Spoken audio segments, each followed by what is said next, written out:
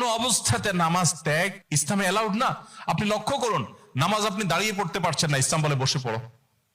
বসে পড়তে পারছেন না, আল্লাহ বলেন শুয়ে পড়ো।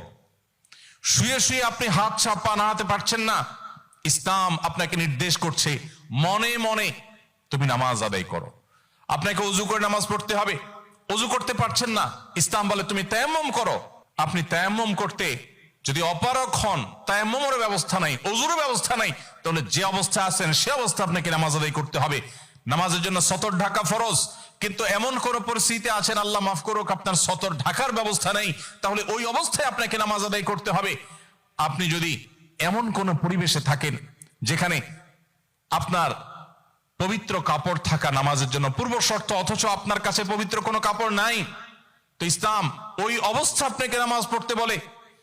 কেবলার দিকে ফিরে নামাজ পড়া ফরজ, কিন্তু কেবলা কোন দিকে আপনি জানেন না, জানার কোনো উপায় নাই, কাউকে জিজ্ঞেস করেও জানার ব্যবস্থা নেই, আপনার কম্পাসেরও সার্ভিস আপনার কাছে নাই, কোনোভাবে কেবলা নিরূপণ আপনি করতে পারছেন না।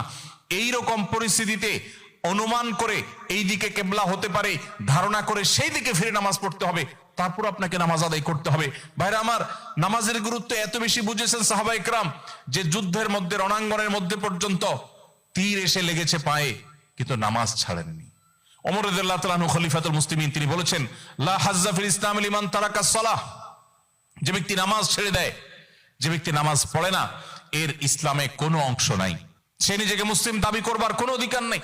এই জন্য ভাইরা আমার, আপনি অন্য অনেক কিছুতে ছাড় পাবেন, রোজা রাখতে পারছেন না, আল্লাহ রাব্বুল আলামিন কোরআনে কারিমে বলেছেন ওয়া আলাল্লাযীনা ইউতীকুনাহু ফিদিয়াতু তুআমু মিসকিন। কিছু মানুষ রমজানে এমন অবস্থা আছেন যে এখন রোজা রাখতে পারছেন না, তাদেরকে আল্লাহ বলেছেন ফামান কানা মিনকুম মারিদান আও আলা সাফারিন ফাইদ্দাতুম মিন আইয়ামিন উখার। কেউ যদি অসুস্থতার কারণে, সফরে থাকার কারণে রোজা রাখতে কষ্ট হয়, তাহলে সে রমজানের রোজা না রেখে এই কয়েকটা রোজা, যেগুলো সফর কিংবা অসুস্থতার কারণে, কারো জ্বর হয়েছে, অসুস্থ হয়েছেন, রোজা রাখাটা টাফ হচ্ছে, তার পানি পান করতে হবে, তাকে মেডিসিন নিতে হবে, না হলে তার বিপদ হতে পারে, এইরকম সিরিয়াস পর্যায়ে অসুস্থ হলে আল্লাহ তাআলা তার জন্য কোরআনে বিধান দিয়েছেন, সে এই রোজাগুলো ভেঙে রমজানের বাইরে অন্য সময় রোজা রাখতে পারবে।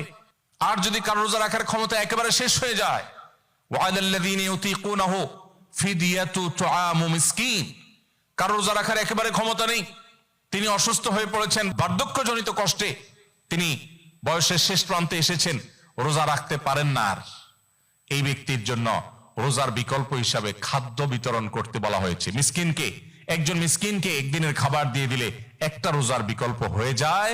এইরকম ব্যক্তির, যে ব্যক্তির রোজা রাখার ক্ষমতা নাই বার্ধক্যজনিত কারণে, অথবা এমন অসুস্থতা যে অসুস্থতাতে কখনো আর সুস্থ হওয়ার সম্ভাবনা নেই, তার জন্য ফিদিয়ার ব্যবস্থা রেখেছে ইসলাম।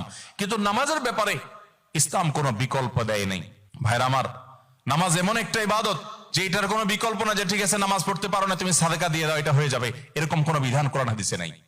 অতএব আমরা যদি নিজেদেরকে মুসলমান পরিচয় দিতে চাই, আমাদের ইসলামটাকে আমরা ধারণ করতে চাই, তাহলে আমাদের 5 ওয়াক্ত নামাজকে সর্বোচ্চ গুরুত্ব দিতে হবে, যেই কোনো পরিস্থিতিতে আদায় করতে হবে। অনেক সময় হীনমন্যতা কাজ করে যে আমার এখানে কেউ মুসলমান না, আমি একা মুসলমান, একা নামাজ পড়লে সবাই তাকায় থাকবে, নামাজের কোনো আলাদা জায়গা নেই, তো তাকায় থাকবে। তাতে আমার যদি একটু হেজিটেশন হয়, আমি যদি একটু অস্বস্তিতে পড়ি, আমি যদি একটু লজ্জাস্কর পরিস্থিতিতে পড়ি, তারপরেও সেটাকে আমার মেনে নেওয়াটা আমার ইমানের দাবি। আমি জান্নাতটা আল্লাহর কাছে কোন মুখে চাইবো? অনন্তকালের সুখের ঠিকানা জান্নাত যে চাইবো, সেখানে তো আমাকে কিছু স্যাক্রিফাইস করতে হবে। এই স্যাক্রিফাইসের বিনিময় আল্লাহর কাছে আমি জান্নাত চাইতে পারি।